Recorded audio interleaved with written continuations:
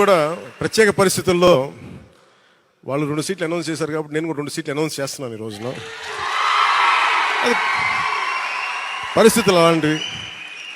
So నాకు కూడా ఒత్తిడి ఉంటుంది, పాపం చంద్రబాబు గారికి కూడా ఒత్తిడి ఉంటుంది, నాకు కూడా ఒత్తిడి ఉంటుంది. కాబట్టి ఆ ఒత్తిడిని నేను కూడా తట్టుకోవడానికి రిపబ్లిక్ డే రోజున నాకు ఆర్ అక్షరం బాగుందనిపించింది. రిపబ్లిక్ డే RRR లాగా రిపబ్లిక్ డే రోజున రాజోలు రాజానగరం సీట్లు నేను అనౌన్స్ చేస్తాను.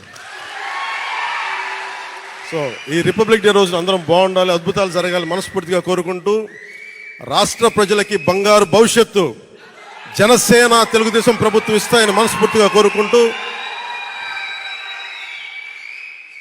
ఈ పర్యాయం నన్ను నమ్మండి, వ్యూహం నాకు వదిలేయండి.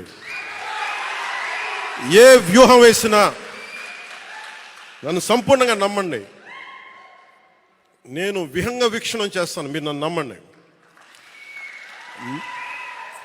నాకు దశాబ్దం అడగట్లా, ఈ ఎన్నికలు దాటనివ్వండి, 5 సంవత్సరాలు టైం ఇవ్వండి. నాకు మీ గౌరవానికి ఏ మాత్రం భంగం వాటిల్లకుండా మన నాయకులకి ప్రతి ఒక్కరికి గుర్తించే బాధ్యత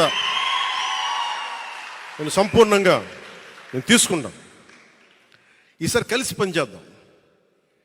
ఎప్పుడు విడిపోయి మనం పలచన పడిపోయాం. ఈసారి కలిసి ఉందాం, చిక్కగా ఉందాం.